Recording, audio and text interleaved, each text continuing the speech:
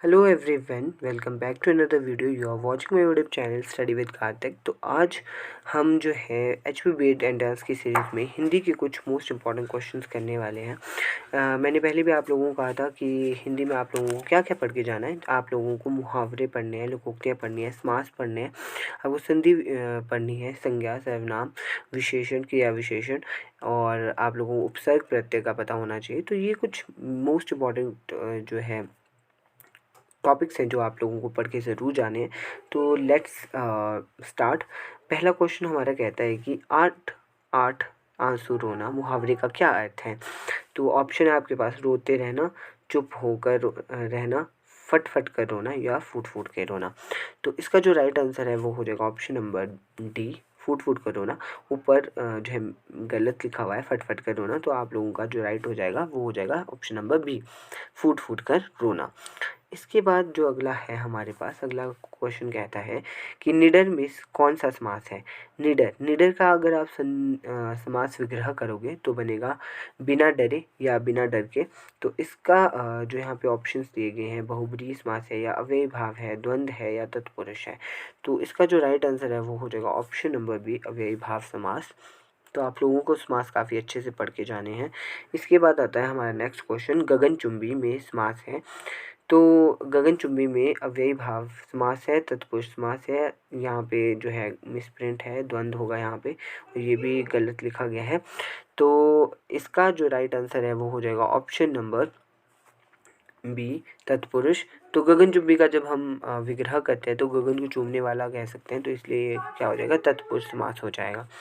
इसके बाद आता है हमारा नेक्स्ट क्वेश्चन, प्रत्येक का सही संधि विच्छेद कीजिए। तो इसका जो राइट आंसर है वो हो जाएगा ऑप्शन नंबर ए, प्रति जमा एक, प्रति जमा एक इज इक्वल टू प्रत्येक। अब आप लोगों ने बताना है कि इसमें कौन सी संधि यूज़ की गई है, ये आप लोगों ने कमेंट सेक्शन में बताना है। तो नेक्स्ट क्वेश्चन है कि चिरंतन का विपरीतार्थक शब्द बताना है, विलोम शब्द बताना है। तो चिरंतन का जो अर्थ होता है वो होता है पुराना या पुरातन। तो इसका जो राइट आंसर है ये वो हो जाएगा ऑप्शन नंबर सी, नश्वर। इसके बाद हमारा नेक्स्ट क्वेश्चन है, संयोग का विलोम शब्द क्या है, संयोग का विलोम शब्द बताना है। तो इसका जो राइट आंसर है वो हो जाएगा ऑप्शन नंबर बी, वियोग। और इसके बाद जो है हम चलते हैं अपने नेक्स्ट क्वेश्चन पे, जो प्रतिभा भय को दूर करती हो के लिए एक शब्द देने। अब आप लोगों से एक शब्द वाक्य के लिए एक शब्द भी पूछे जा सकते हैं। तो क्वेश्चन कहता है कि जो प्रतिज्ञा भय को दूर करती हो के लिए एक शब्द देना है। तो इसका जो राइट आंसर है वो हो जाएगा ऑप्शन नंबर डी, अभयदान। अभयदान जो है इसका राइट आंसर हो जाएगा। उसके बाद आता है, जिस वस्तु को मानने की इच्छा, माने नहीं होगा यहाँ पे होगा जिस वस्तु को पाने की इच्छा की जाए के लिए उपयुक्त शब्द देना है। तो ऑप्शन है आप लोगों के पास, अभीष्ट, अनुगामी, यज्ञ, अनुपान। तो इसका जो राइट आंसर है वो हो जाएगा ऑप्शन नंबर ए, अभीष्ट। इसके बाद चलते हैं हम, तत्सम शब्द है, तत्सम बताना है आप लोगों को, इनमें से कौन सा तत्सम शब्द है। तो आप लोगों ने तत्सम, तद्भव, देशज, विदेशज शब्द भी पढ़ के ज़रूर जाने हैं। तो ऑप्शन है हमारे पास, दंत, दंत, दांत, आदमी, आदत। तो इसमें से तत्सम शब्द कौन सा है वो आप लोगों को बताना है। तो इसका जो राइट आंसर है वो हो जाएगा ऑप्शन नंबर ए, दंत। तो इसके बाद चलते हैं हम आगे। आगे है, शुद्ध शब्द है, इनमें से कौन सा शुभ शब्द है, कौन सा करेक्टली लिखा गया है, आप लोगों को ये बताना है। तो इकतारा, इकतारा, इकतारा, इकतारा। अब इकतारा कैसे लिखते हैं आप लोगों को पता होना चाहिए। तो जो इसका राइट आंसर है वो हो जाएगा ऑप्शन नंबर ए, इकतारा इस तरह से जो लिखा जाता है। इसके बाद अगला क्वेश्चन है कि शुद्ध शब्द ही बताना है इसमें भी। तो ये तो बहुत ईजी है, दीक्षा का बताना है। तो दीक्षा का जो राइट आंसर हो जाएगा ऑप्शन नंबर ए। तो दीक्षा कुछ इस तरह से लिखा जाता है। तो इसके साथ साथ जो है इंस्पायरिंग एग्रीकॉन ने अपनी टेस्ट सीरीज भी लॉन्च की है, जिसमें आपको 155 प्लस जो है टेस्ट मिल जाएंगे, हिंदी इंग्लिश मीडियम दोनों में रहेंगे ये टेस्ट। तो आप लोगों के लिए काफ़ी ज़्यादा बेनिफिशियल है, क्योंकि जितने ज़्यादा हम टेस्ट लगाते हैं, मॉक टेस्ट लगाते हैं, उतने ज़्यादा हमारी एक्यूरेसी बढ़ती रहती है। तो लिंक डिस्क्रिप्शन में है, आप लोग वहाँ से मॉक टेस्ट भी जो है डाउनलोड कर सकते हो और ज़्यादा से ज़्यादा अटैम्प्ट कर सकते हो। ये आपको 499 का पड़ेगा, लेकिन अगर आप मेरा कूपन कोड HPU10 यूज़ करते हो तो आप लोगों को 10% का इसमें भी डिस्काउंट मिल जाएगा। तो लिंक डिस्क्रिप्शन में है, वहाँ से आप चेकआउट ज़रूर करिएगा। तो हमारा अगला क्वेश्चन कहता है कि पशु की भाववाचक संज्ञा क्या है। तो ऑप्शन है आपके पास पशुता, अगला भी पशुता है, और पशुत्व और पाशत्व है। तो पशु की जो भाववाचक संज्ञा है वो होगा ऑप्शन नंबर हमारा सी। ऑप्शन नंबर सी हमारा क्या कहता है, पशुत्व। पशुत्व जो है इसका राइट आंसर हो जाएगा। उसके बाद आता है खट्टा। खट्टा का भाववाचक संज्ञा पूछा गया है, खट्टाई, खट्टा, खट्टापन और खाटपन। तो इसका जो राइट आंसर है वो हो जाएगा ऑप्शन नंबर सी, खट्टापन। इसके बाद आता है यौगिक शब्द है। अब यौगिक कौन से शब्द होते हैं? यौगिक शब्द वे शब्द होते हैं जो दो सार्थक शब्दों के जोड़ से बने होते हैं।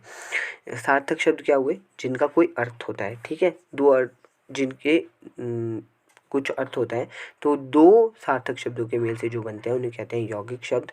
तो ऑप्शन है आप लोगों के पास पल, पवित्र, शिवालय और जलज। तो इसका जो राइट आंसर हो जाएगा शिवालय, शिव जमा आलय। तो शिवालय जो है इसका राइट आंसर हो जाएगा। इसके बाद आप लोगों को जो है उच्चारण स्थान भी पढ़ के जाने हैं, क्योंकि उच्चारण स्थान भी आप लोगों से पूछे जाते हैं, व्यंजन और स्वर भी आप लोगों से पूछे जाते हैं। तो यहाँ पे आप लोगों को बताना है कि फ वर्ण का उच्चारण स्थान क्या है। अब देखिए बहुत ईजी ट्रिक है कि जैसे आप फ बोलते हो, फ बोलते हो तो क्या हो रहा है आप लोगों का, होंठ काम में आ रहा है, इसलिए इसका जो राइट आंसर क्या हो जाएगा, ओष्ठ। तो फ का उच्चारण स्थान क्या है, ओष्ठ। उसके बाद आता है हमारा नेक्स्ट क्वेश्चन, तनु का पर्यायवाची शब्द। तनु का पर्यायवाची शब्द यहाँ पे पूछा गया है। इसका ऑप्शन जो आप लोगों के पास है शरीर, झील, चंद्रमा और खटिया। तो इसका जो राइट आंसर है वो हो जाएगा ऑप्शन नंबर ए, शरीर। इसके बाद आता है वारिद का पर्यायवाची शब्द आप लोगों को बताना है। ऑप्शन है कमल, चंद्रमा, बिजली, बादल। तो इसका जो राइट आंसर है वो हो जाएगा ऑप्शन नंबर डी, बादल। बादल जो है इसका राइट आंसर है। इसके बाद चलते हैं अपने नेक्स्ट क्वेश्चन पे। नेक्स्ट क्वेश्चन क्या कहता है, अभियोग का उपसर्ग। अब अभियोग में कौन सा उपसर्ग है वो आप लोगों को बताना है। तो अभियोग में कौन सा उपसर्ग है, तो उपसर्ग क्या कौन से होते हैं जो स्टार्टिंग में लगते हैं। तो यहाँ पे ऑप्शन है ए, अब, अभी, अभय। तो इसका जो राइट आंसर है हो जाएगा ऑप्शन नंबर सी, अभी। अभी जो है इसमें उपसर्ग है। इसके बाद अगला क्वेश्चन है छाया का बहुवचन आप लोगों को बताना है। तो ऑप्शन है छाया, छाई, छायो और छाई। तो इसका जो राइट आंसर है वो हो जाएगा ऑप्शन नंबर ए, छाया। और उसके बाद हमारा लास्ट क्वेश्चन है आज का कि धर्म का विशेषण। यहाँ पे विशेषण गलत लिखा गया है, विशेषण होगा यहाँ पे। धर्म का विशेषण आप लोगों को बताना है। तो धर्म का विशेषण के यहाँ पे जो ऑप्शन है वो है धर्मार्थ, धर्मत्व, धर्मात्मा और धर्मय। तो इसका जो राइट आंसर है वो हो जाएगा ऑप्शन नंबर सी, धर्मात्मा। तो ये कुछ हिंदी के क्वेश्चन थे जो आज हम लोगों ने डिस्कस किए। तो बने रहिएगा चैनल के साथ। Thank you so much.